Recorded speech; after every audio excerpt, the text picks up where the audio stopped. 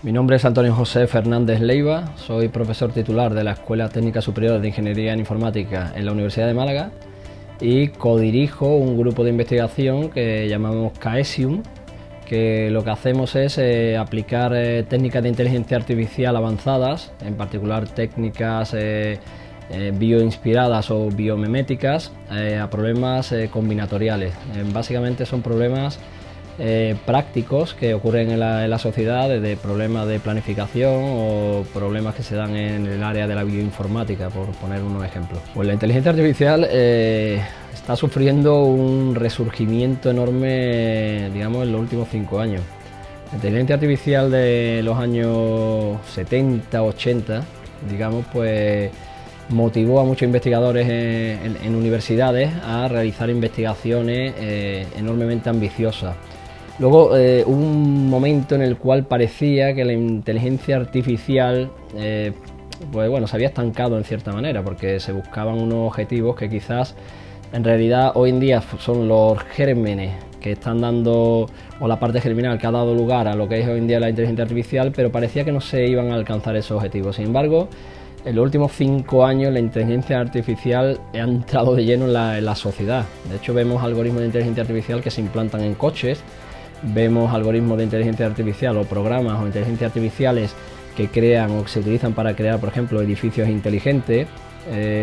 Dentro de la domótica también ha entrado con muchísima fuerza, desde bueno, poder de manera remota poder controlar los dispositivos que tenemos en nuestras casas, como lavadoras, microondas, etcétera, etcétera.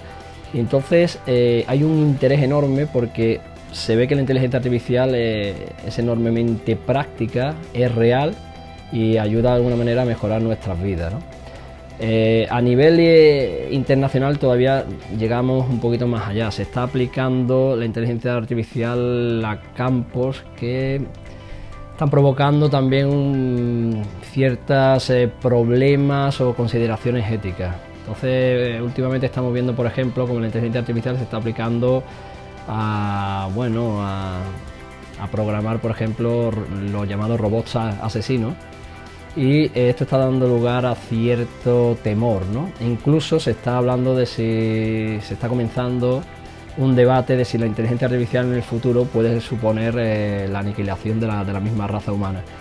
Independientemente de lo que podamos considerar o concluir sobre este debate, sí es cierto que bueno, es una indicación de que la inteligencia artificial está hoy en día en boga, pero no solo, ya digo, en los institutos tecnológicos avanzados ni en las universidades en las cuales investigamos estas técnicas, sino también a nivel de sociedad. Si hablamos a nivel nacional, español, bueno, pues aquí existen esfuerzos, que muchas veces son esfuerzos principalmente llevados a cabo por investigadores pues como yo, con grupos similares, para la aplicación de las técnicas de inteligencia artificial en diversos ámbitos. En particular conozco de compañeros que la aplican a temas de domótica, bioinformática, y algunos como yo pues nos centramos o estamos enfocando una parte de nuestras investigaciones en el mundo del desarrollo de videojuegos.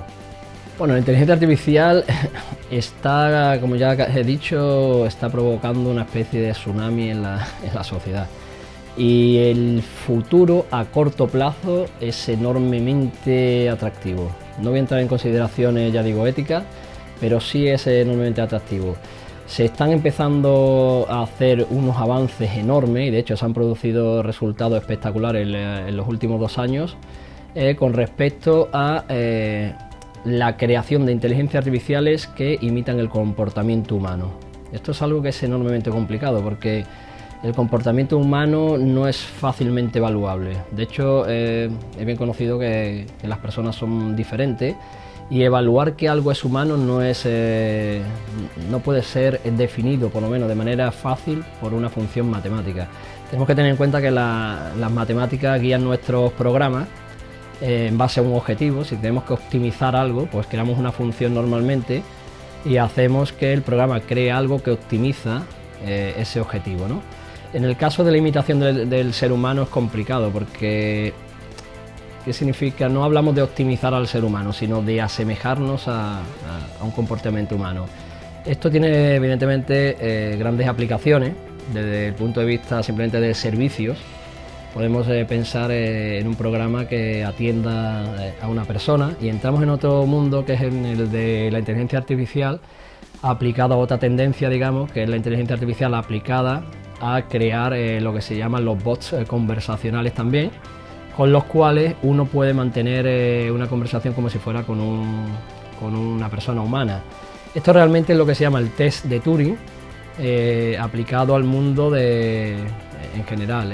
Básicamente Turing es uno de los más insignes matemáticos del siglo XX y formuló su test básicamente diciendo que un ordenador o un programa puede ser considerado como humano si se comporta, bueno, él lo aplicó a la inteligencia, dijo que un ordenador o un programa puede ser considerado inteligente si se comporta de manera inteligente. Hoy en día este test de Turing se está aplicando a otras áreas, por ejemplo, lo que se llama el test Lovelace, que es básicamente la aplicación de este test a la creatividad.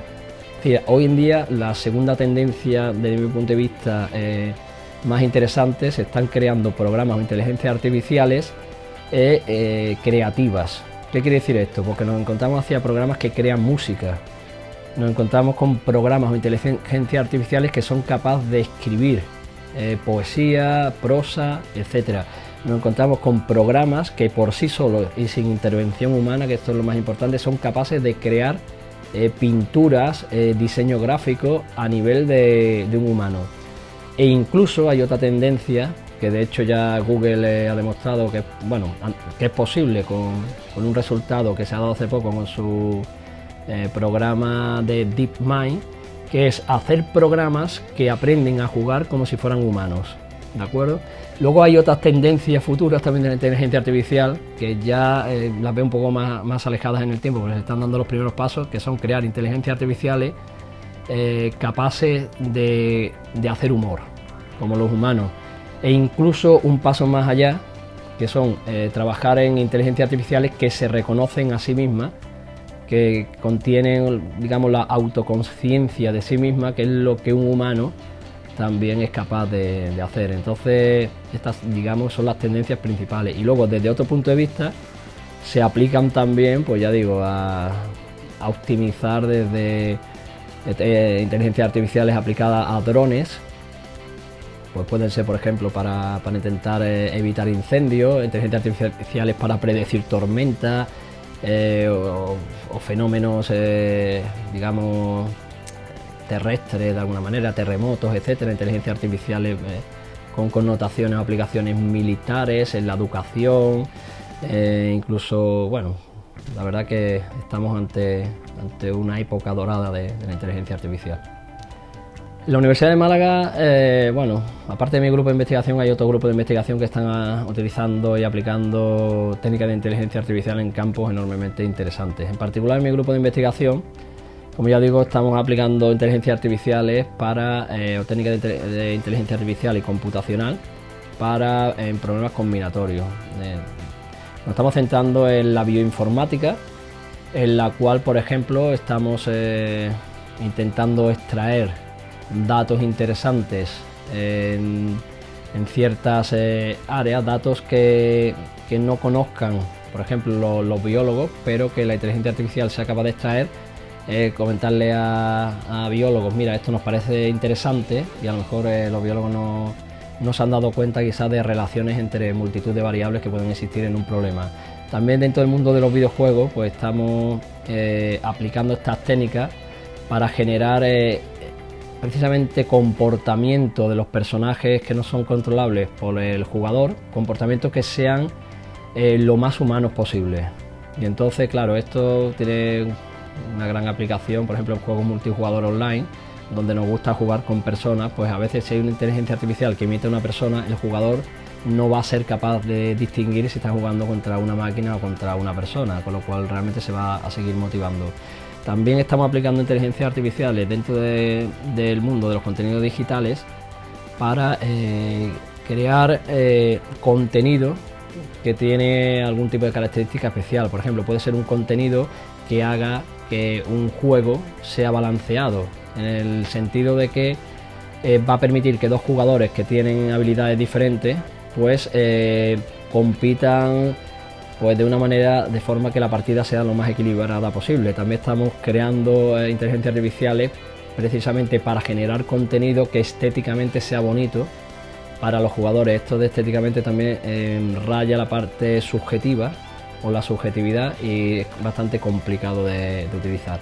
A nivel más general de la Universidad de Málaga, pues hay compañeros que están programando inteligencias artificiales, por ejemplo, para crear música.